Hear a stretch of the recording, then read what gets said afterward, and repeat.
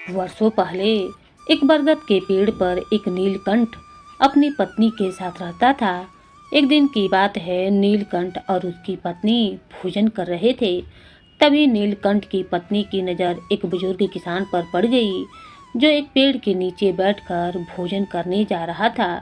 तभी वहाँ एक भूखा हुआ भिखारी आता है और उस बूढ़े किसान से भीख मांगने लगता है। उस बुजुर्ग किसान ने खुद भोजन न करके अपना खाना उस भूखे हुए भिखारी को दे दिया। यह देखकर नीलकंठ की पत्नी ने नीलकंठ से कहा, हे प्रियवर, उस बुजुर्ग किसान ने खुद भोजन न करके अपना भोजन उस भिखारी को क्यों दे दिया। तब नीलकंठ कहने लगा, प्रिय, प्रत्येक मनुष्य अपने जीवन में कुछ न कुछ दान करता है। कोई भोजन, कोई वस्त्र तो कोई धन दान करता है। लेकिन प्रिय, क्या तुम्हें पता है कि सबसे अच्छा दान और उत्तम दान कौन सा होता है? कौन सा दान करने से हमें सबसे बड़ा पुण्य मिल सकता है? इस पर नीलकंठ की पत्नी कहने लगी, नहीं प्रियवर, ऐसा कौन सा दान है? तब नीलकंठ कहने लगा, प्रिय, यह बात मैं तुम्हें एक कहानी के माध्यम से बताता हूँ, जो न केवल प्रेरणादायक है बल्कि जो भी कहानी को ध्यानपूर्वक अंत तक सुनता है, उसे इस कहानी से यह भी पता चलेगा कि सच्चा और अच्छा दान क्या होता है और इसका महत्व कितना बड़ा है। आगे नीलकंठ कहानी शुरू करता है और कहता है कि प्रिय, प्राचीन समय की बात है। चंद्रपुर नामक किसी गांव में कैलाश नाम का एक युवक रहता था, जो लकड़ी काटकर अपना जीवन यापन करता था। वह अपनी पत्नी के साथ साधारण जीवन जी रहा था। जलाऊ लकड़ी से होने वाली आमदनी पर्याप्त न हो पाती थी, जिससे हमेशा उसके परिवार में भोजन और कपड़ों की कमी बनी रहती थी। एक दिन परेशान होकर गुस्से में कैलाश की पत्नी उससे कहती है, कितने दिनों तक यह सिलसिला चलता रहेगा? न कोई त्योहार होता है, न कोई खुशी। क्यों इस लकड़ी काटने के काम को छोड़कर तुम नगर जाकर कोई और काम ढूंढ लो? कब तक हम यूं ही कठिनाइयों और गरीबी में जीवन बिताएंगे? कैलाश ने बड़े प्यार से उत्तर दिया, भाग्यवान, मैं हमेशा तुम्हारी बात मानता हूँ, लेकिन मैंने पिछले भी कई बार कहा है कि मैं यह गांव नहीं छोड़ सकता। शहर में यहाँ के जैसी शांति ना मिलेगी, और हाँ, मैं नहीं चाहता कि यह विषय हमारे बीच दोबारा आए। उसकी पत्नी ने कहा, ठीक है, जैसा तुम्हें सही लगे। खाना तैयार है, खाकर लकड़ी काटने चले जाओ। भोजन करने के बाद कैलाश लकड़ी काटने के लिए जंगल की ओर निकल पड़ा। चलते चलते वह काफी दूर पहुंच गया। वह सोचने लगा, आज तो बहुत दूर आ गया हूँ। मुझे एक बड़ा पेड़ चाहिए जिससे आज अच्छी आमदनी हो जाए, लेकिन ऐसा कोई बड़ा वृक्ष नजर नहीं आ रहा है।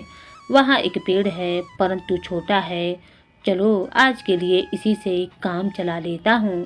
कैलाश ने वह पेड़ काटा और सिर पर जलाऊ लकड़ी का गट्ठर रखकर नगर की ओर बेचने चल दिया।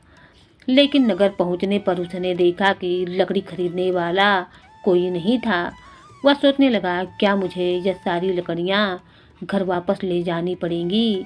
तभी रास्ते में एक पंडित ने उसे आवाज़ लगाई, सुनो लकड़ी बेचने वाले, इधर तो आओ। यह लकड़ियाँ कितने की हैं? कैलाश ने कहा, पंडित जी, आपको सारी लकड़ियाँ चाहिए या आधी? अगर सारी लकड़ियाँ चाहिए तो कम दाम में दे दूँगा। पंडित ने कहा, मुझे सारी लकड़ियाँ चाहिए थीं, लेकिन तुम्हारे बताए गए दामों पर नहीं। मैं सिर्फ अपने दाम पर ले सकता हूँ। कैलाश ने थकान भरे स्वर में कहा, अरे तो फिर यह लकड़ियाँ बहुत सस्ती हो जाएंगी, लेकिन चलिए दे दीजिए, वैसे भी मैं थक चुका हूँ।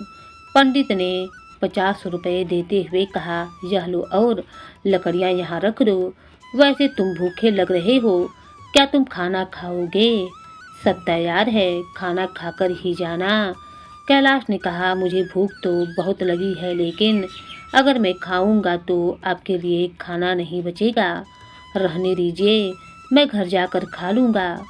पंडित मुस्कुराते हुए बोले, चिंता मत करो, यहाँ इतना खाना है कि 20 लोग और खा सकते हैं। जब भी भूख लगे यहाँ आया करो। कैलाश ने पूछा, क्या आप हमेशा ही सबको ऐसे खाना खिलाते हैं? पंडित ने उत्तर दिया, जब तक परमात्मा ने मुझ पर कृपा बना रखी है मैं यह करता रहूँगा। यह सब उनकी मर्जी है। कैलाश ने कहा, ठीक है तो मैं आज खाना यहीं पर खाऊंगा। उस दिन कैलाश ने उस पंडित के घर पर भरपेट भोजन किया और धन्यवाद देते हुए बोला, पंडित जी आप बहुत ही दयालु और नेक दिल इंसान हैं। ऐसा अच्छा काम करने में मैं आपकी मदद करना चाहता हूँ। अब से मैं लकड़ियाँ 50 रुपयों में ही दिया करूँगा। पंडित ने कहा, बेटा सकुशल घर जाना। कैलाश ने काटी हुई सारी लकड़ियाँ पंडित को दे दी और घर की ओर निकल गया।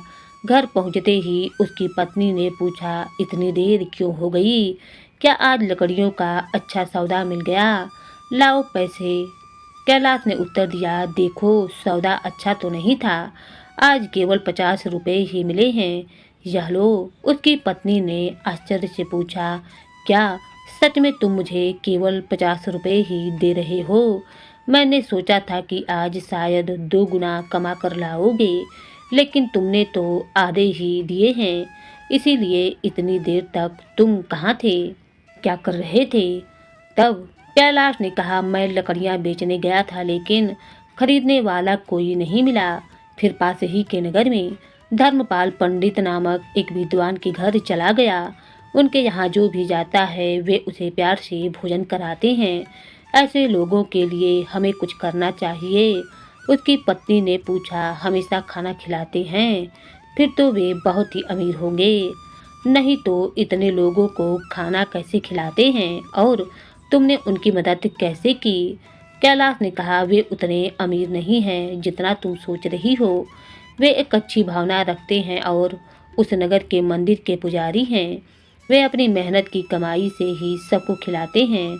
मैंने उनकी मदद के लिए कहा है कि मैं उनके लिए हमेशा लकड़ियाँ 50 रुपयों में ही काट कर दिया करूँगा। उसकी पत्नी ने कहा, क्या इतना काफ़ी है? अगर तुम 2 गट्ठर लकड़ियाँ नहीं काट सकते तो हर दिन 50 रुपयों में घर कैसे चलेगा? मुझे बताओ। कैलाश ने उत्तर दिया, मैं अपनी हर कोशिश करूँगा और जो भगवान की इच्छा होगी वही होगा। आज मैंने उनके घर खाना खाया है, एक दिन तुम्हें भी वहाँ ले चलूँगा। उसके बाद कैलाश ने हर दिन जलाऊ लकड़ी काटी और अपने वादे के मुताबिक पंडित को सिर्फ 50 रुपयों में ही बेचा। एक दिन पंडित भोजन करने बैठे हुए थे कि बाहर से आवाज़ आई, पंडित महाराज लकड़ी लेकर आया हूँ, यहाँ आकर लकड़ियाँ ले लीजिए ताकि मैं जा सकूँ। पंडित ने बाहर आकर कहा, कैलाश मैं तुम्हें 50 रुपये नहीं दे सकता हूँ, तुम अपनी लकड़ियाँ वापस ले जाओ। कैलाश ने कहा, पैसे कल दे देना महाराज, लेकिन लकड़ियाँ यहीं छोड़ूंगा। मुझे बहुत जोरों की भूख लगी है, क्या आप मुझे भोजन दे सकती हैं? वैसे भी आप सबको खिलाते भी हैं। पंडित ने मुस्कुराते हुए कहा, क्यों नहीं कैलाश, पहले अपने हाथ पैर धो लो, तब मैं भोजन की व्यवस्था करता हूँ। पंडित ने घर के अंदर जाकर अपनी पत्नी से यह बात कही। उसकी पत्नी बोली, आपने ऐसा वादा क्यों किया? हमारे घर में खाने के लिए कुछ भी तो नहीं बचा है सिवाय उस भोजन के जो मैंने आपको अभी परोसा है। पंडित की पत्नी बोली, इस समय हम कैलाश को कैसे खिलाएंगे? सारा खाना खत्म हो चुका है, क्या आपको यह नहीं पता? पंडित बोले, अरे इसमें कौन सी बड़ी बात हो गई, तुमने जो खाना परोसा है वह कैलाश के लिए पर्याप्त है। मैं सोच रहा हूँ कि आज उपवास कर लूँ। पंडित की पत्नी बोली, मुझे बताओ तुम ऐसा कितनी बार करोगे? जब हमारे पास खुद के लिए भी पर्याप्त भोजन नहीं है तो दूसरों के लिए इतना सब क्यों करते हो? यह सब कहाँ से आएगा? पंडित बोले, ईश्वर सब कुछ देते हैं, पहले कैलाश को भोजन परोस दो। पंडित ऐसे ही लोगों को भोजन कराते थे, भले ही उनके पास स्वयं के लिए भी कुछ न हो। एक दिन कैलाश लकड़ी काटने जंगल गया। उसने सोचा, जंगल के किनारे के सारे पेड़ सूखे पड़े हैं तो मैं पहले ही काट चुका हूँ, अब जो बचे हुए हैं वे सब हरे पड़े हैं। जंगल के अंदर जाना थोड़ा मुश्किल लग रहा है, मैं इससे पहले कभी इतना अंदर नहीं गया था। यहाँ जंगली जानवर भी हो सकते हैं, अगर मुझे कुछ हो गया तो क्या होगा। यही सोचकर वह जंगल के भीतर डरते डरते चला गया। वह काफी दूर निकल गया, लेकिन कोई उपरयुक्त पेड़ नहीं मिला। अचानक उसे एक बड़ा सा पेड़ दिखाई दिया। उसने सोचा, यह शाखा तो काफी मजबूत है, इसे काटूं तो 3 गट्ठर लकड़ियां बन जाएंगी। पहले ही बहुत देर हो चुकी है। यही सोचकर कैलाश उस पेड़ पर चढ़ गया। वह उसी शाखा पर बैठ गया और उसी को काटने लगा। शाखा बहुत बड़ी थी, इसीलिए कटने के बाद वह बगल के पेड़ और एक छोटे टीले के पास गिर गई। तभी अचानक वहां एक साधु प्रकट हुआ और बोले, मेरी तपस्या किसने भंग की? लगता है यह तुमने ही भंग किया है। साधु क्रोध से भर गए और बोले, मैं तुम्हें श्राप देता हूँ कि तुम कुत्ते बन जाओगे। कैलाश घबरा गया और बोला, महाराज मुझे माफ कर दीजिए, मुझे नहीं पता था कि आप यहाँ पर तपस्या कर रहे हैं। साधु बोले, मैं यहाँ वर्षों से तपस्या कर रहा हूँ। तुमने मेरी तपस्या तोड़ी है, इसीलिए तुम इस पाप के भागीदार हो। कैलाश ने विनती की, महाराज मैं रोज लकड़ियाँ काटने आता हूँ और उन्हें बेचकर ही अपनी जीविका चलाता हूँ। मैंने जानबूझकर ऐसा नहीं किया। कृपया इस श्राप को वापस ले लीजिए। यह सुनकर साधु का गुस्सा थोड़ा शांत हुआ। तब वे कैलाश से बोले, मैंने जो श्राप तुम्हें दिया है इसे वापस लेना अब संभव नहीं है, लेकिन एक उपाय है जिससे तुम इस श्राप से मुक्त हो सकते हो। कैलाश ने पूछा, कृपया मुझे उपाय बतलाइए। महाराज मैं इस श्राप से कैसे मुक्त हो सकता हूँ? साधु बोले, तुम ऐसे 2 लोगों को ढूंढो जो सबसे अच्छा दान करते हों। उनके भोजन के बाद बचा हुआ एक भी दाना खा लेने से तुम्हारे श्राप का असर धीरे धीरे समाप्त होने लगेगा। जब तुम पूरी तरीके से सफ़ेद हो जाओगे तब इस श्राप से मुक्त हो जाओगे। कैलाश ने रोते हुए कहा, महाराज मैं अपनी पत्नी का सहारा हूँ। लकड़ियाँ बेचकर जो पैसा लाता हूँ उससे हमारा गुजारा होता है। अब मैं कुत्ता बन गया हूँ तो मेरा अब क्या होगा? साधु बोले, चिंता मत करो, ईश्वर सबकी मदद करेंगे। अब तुम्हारा श्राप टूटेगा, तब तुम्हारा जीवन सुखी हो जाएगा, धन धान्य से भरा होगा और तुम्हें हर कष्टों से मुक्ति मिलेगी। यही कहते हुए साधु वहाँ से चले गए। कैलाश साधु के श्राप के कारण कुत्ते में बदल जाता है। इसके बाद कैलाश श्राप से छुटकारा पाने के लिए यात्रा पर निकल पड़ता है। वह सोचने लगता है, जैसा साधु ने कहा है, मुझे सबसे अच्छा दान देने वाले कहाँ मिलेंगे? मेरी समझ में कुछ नहीं आ रहा है। हाँ, पंडित जी वह बड़े ही उदार और नेक दिल व्यक्ति हैं। अब मैं उनसे सबसे पहले उन्हीं के पास जाता हूँ। कैलाश कुत्ते के रूप में पंडित के घर पहुँचता है। पंडित अपनी पत्नी से कहते हैं, चलो अच्छा हुआ आज मैं बिना किसी बाधा के सभी मेहमानों को भोजन खिला पाया हूँ। सच में भगवान की कृपा है। पंडित के भोजन कर लेने के बाद उसकी पत्नी ने बचे हुए भोजनों को बाहर फेंक दिया। कैलाश कुत्ते के रूप में वहां पहुंचा और पंडित के बचे हुए भोजन को खा लिया। खाना खाते ही उसका आधा शरीर सफ़ेद हो गया। कैलाश खुशी से कहता है, मुझे पता था कि पंडित जी बहुत ही दयालु व्यक्ति हैं। मुझे आधे से मुक्ति मिल गई, लेकिन पूरी तरह मुक्त होने के लिए मुझे किसी और को ढूंढना होगा। यह सोचते हुए कैलाश आगे बढ़ता है। वह कहता है, अगर मैं इस श्राप से मुक्त हो गया तो मैं सुख समृद्धि और शांति के साथ जीवन बिताऊंगा। इतना कहकर कैलाश दूसरे व्यक्ति की तलाश में निकल पड़ता है। एक दिन वह मोहन नाम के एक युवक को हल जोतते हुए देखता है। कैलाश कुत्ते के रूप में उसके घर के सामने बैठ जाता है। तभी राम नाम का एक व्यक्ति वहां से गाय लेकर जाता है। वह कहता है, मोहन बहुत ही नेक इंसान है। वह सिर्फ मुझे ही नहीं कई और लोगों को भी गाय दान कर रहा है। ऐसे व्यक्ति को आशीर्वाद मिलना चाहिए। कैलाश ये सुनकर सोचता है, वाह, आज मुझे श्राप से मुक्ति मिल जाएगी। मोहन भी पंडित जी के जैसा ही दयालु है। अब देखता हूँ वह कब भोजन करते हैं। कैलाश वहाँ बहुत देर तक इंतजार करता है। मोहन ने जब भोजन किया और पत्तल को बाहर फेंक दिया तो कैलाश तुरंत उस पत्तल पर बचा हुआ खाना खा लेता है। लेकिन यह देखकर वह हैरान रह जाता है।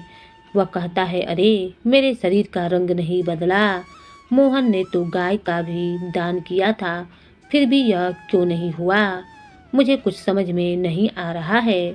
थोड़ी देर के बाद कैलाश वापस पंडित जी के घर के बाहर आकर बैठ गया। वहां उसने दो युवकों को बातचीत करते हुए सुना। पहला युवक बोला, अरे भाई, आज मोहन ने फिर गाय का दान दिया है।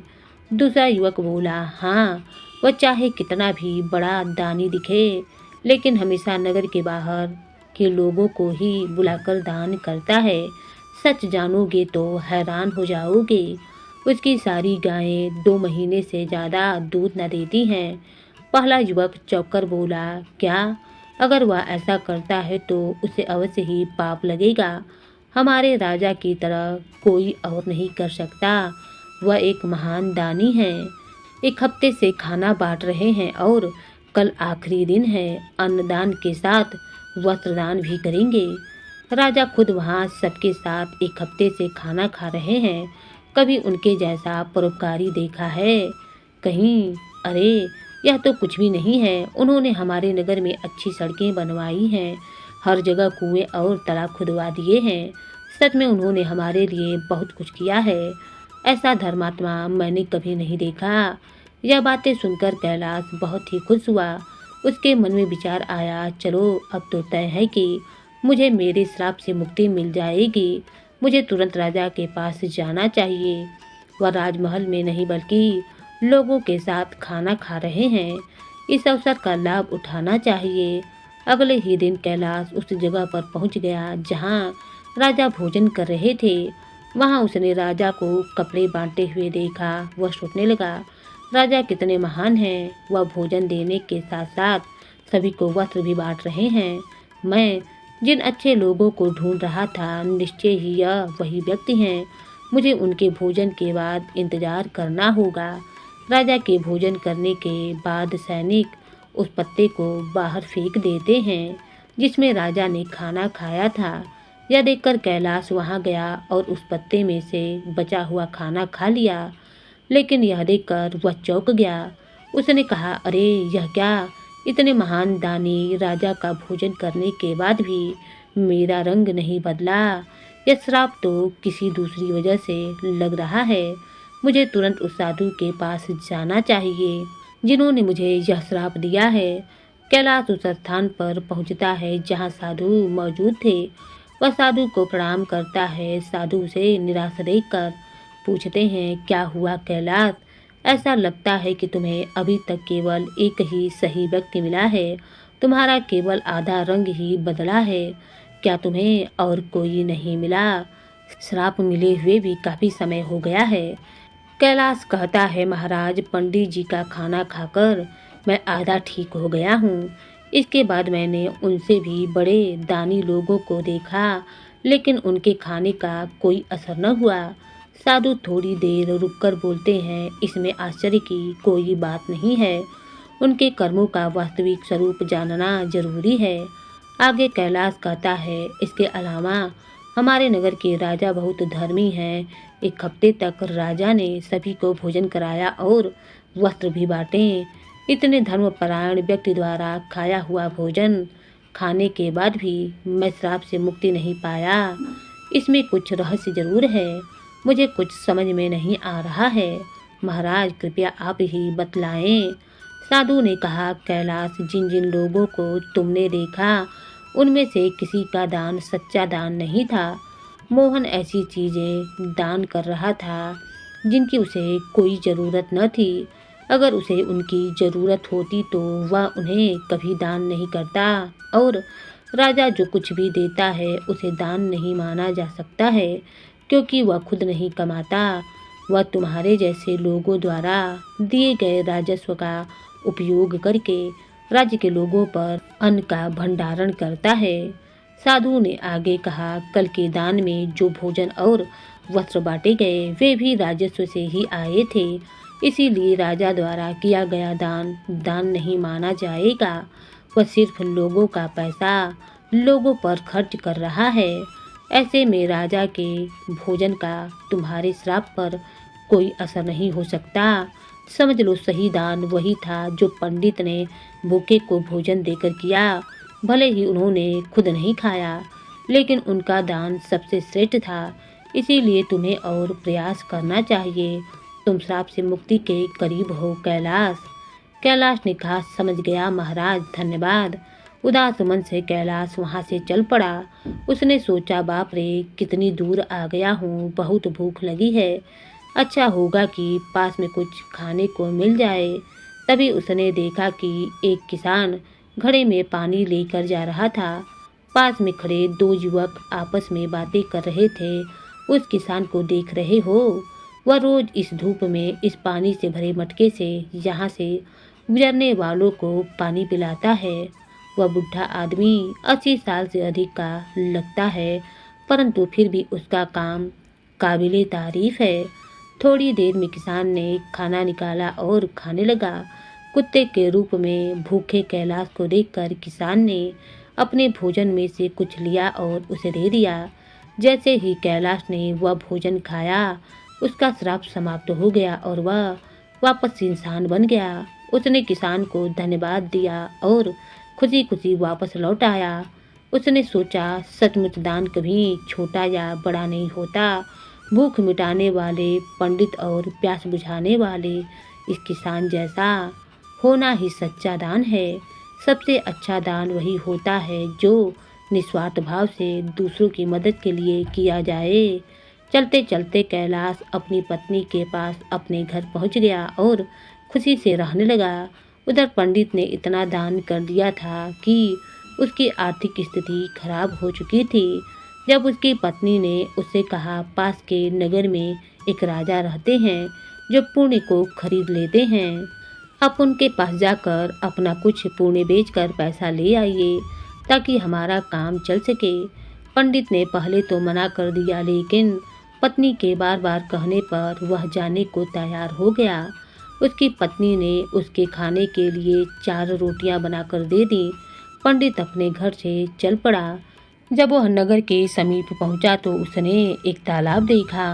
वहां स्नान आदि कर्मों से निवृत्त होकर वह रोटियां खाने के लिए बैठा ही था कि एक कुतिया उसके सामने आ गई। कुतिया ने जंगल में बच्चों को जन्म दिया था। 3 दिन से कुतिया और उसके बच्चे भूखे थे। भारी बारिश के कारण वह बच्चों को छोड़कर कहीं जा भी नहीं सकती थी। पंडित ने कुतिया को भूखा देखा तो अपने भोजन में से एक रोटी उसे दे दी। कुतिया ने रोटी खा ली, फिर उसने दूसरी रोटी दे दी जिसे कुतिया ने खा लिया।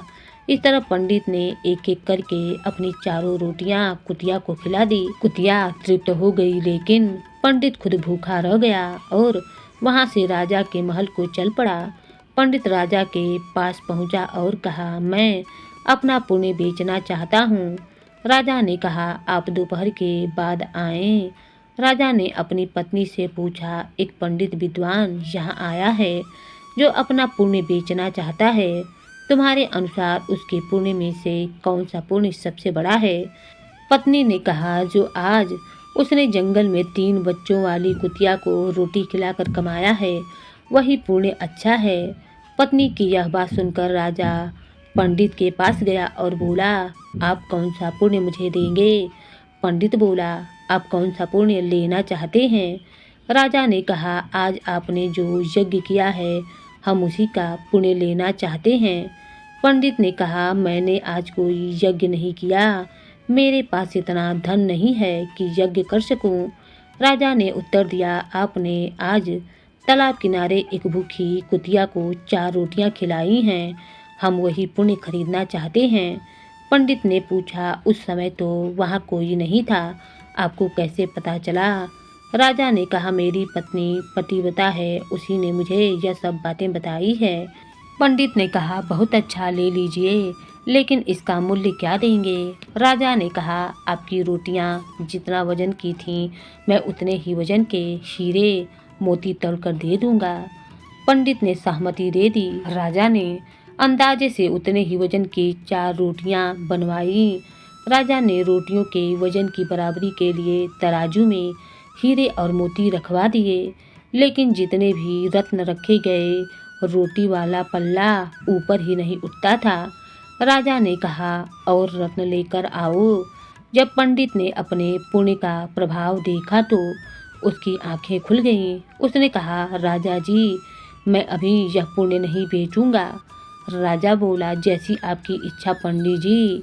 पंडित वहां से चला गया और अपने घर की ओर लौटने लगा। लौटते समय वह उसी तालाब के पास पहुंचा जहां उस कुतिया को रोटी खिलाई थी। वहां पहुंचकर वह एक पेड़ के नीचे बैठ गया और सोचने लगा। तभी वहां एक संत आए। जब उन्होंने पंडित को चिंतित देखा तो कहने लगे, क्या बात है पुत्र, बहुत ही चिंतित लग रहे हो। पंडित ने महात्मा को प्रणाम किया और सारी बात बताई। इस पर महात्मा बोले, पुत्र तुमने उचित किया। पुण्य का सौदा नहीं किया जाता है, वह तो स्वयं फलदायी होता है। जो मनुष्य जैसा कर्म करेगा, समय आने पर उसका वैसा ही फल उसे मिलेगा। महात्मा की बात सुनकर पंडित को शांति मिली और वह महात्मा से विदा लेकर अपने घर को जाने लगा। तब महात्मा ने पंडित को एक पोटली देते हुए कहा, पुत्र इसे लेते जाओ, इसमें कुछ मेवे हैं, रात के भोजन के उपरांत इनका सेवन करना, तुम्हारा कल्याण होगा। पंडित ने पोटली ली और महात्मा को धन्यवाद देकर अपने घर लौट आया। घर पहुंचकर पंडित ने भोजन किया और टहलने के लिए घर के बाहर चला गया। जब पंडित की पत्नी की नज़र मेज पर रखी पोटली पर पड़ी तो उसके मन में पोटली खोलने की उत्सुकता होने लगी। उसने मेज से पोटली उठाई और उसे खोलकर देखने लगी। जब उसने पोटली खोली तो उसके आश्चर्य का कोई ठिकाना नहीं था। पोटली में हीरे, पन्ने और माणिक चमक रहे थे। वह बेहद प्रसन्न हुई। थोड़ी देर के बाद जब पंडित वापस आया तो उसकी पत्नी ने पूछा, इतने सारे हीरे पन्ने कहाँ से ले आए। पंडित ने कहा, क्यों मजाक कर रही हो, सूखे मेवे तुम्हें हीरे मोती लग रहे हैं। पत्नी बोली, मजाक नहीं कर रही, मैंने खुद पोटली खोलकर देखी है, उनमें तो ढेर के ढेर बेशकीमती हीरे पन्ने भरे पड़े हैं। पंडित बोला, मुझे लाकर दिखलाओ। पत्नी ने पोटली को उसके सामने रख दिया। पंडित उन्हें देखकर चकित हो गया। वह समझ गया कि यह सब उसी पुण्य का प्रभाव है जो उसने कुतिया को रोटी खिलाने से प्राप्त किया था, और वह महात्मा कोई और नहीं, साक्षात परमात्मा थे। फिर उसने अपनी यात्रा का सारा वृत्तांत अपनी पत्नी को सुनाया। उसने बताया कि किस प्रकार राजसी और तामसी दान का फल सीमित होता है। एक भूखी कुतिया और उसके बच्चों को रोटी देने के कारण यह चमत्कार हुआ है। यह सब भगवान की कृपा और दया का ही परिणाम है। आगे पंडित ने अपनी पत्नी से कहा, यह भगवान का संदेश है कि जरूरतमंद की मदद करना सबसे बड़ा पुण्य है। जो व्यक्ति दुखियों और अभावग्रस्त लोगों की सहायता करता है उसे ईश्वर अनंत गुना फल प्रदान करते हैं। तो दोस्तों, आज के समय में समाज में कई लोग दान सिर्फ अपने मान सम्मान और प्रतिष्ठा के लिए करते हैं। दिखावे के दान से ना तो सच्चा पुण्य मिलता है और ना ही उसका कोई दीर्घकालीन प्रभाव होता है। दिखावे का दान कभी कभी व्यक्ति को अहंकार की ओर ले जाता है। दान हमेशा निस्वार्थ भाव से होना चाहिए। जैसे इस कहानी में पंडित ने अपनी भूख की परवाह किए बिना कुतिया और उसके बच्चे को 4 रोटियां दी। उसने सोचा भी नहीं था कि उसका यह छोटा सा त्याग इतना बड़ा फल देगा। तो मित्रों, इस तरह की दिलचस्प कहानियाँ सुनने के लिए चैनल को लाइक शेयर सब्सक्राइब जरूर करें। धन्यवाद।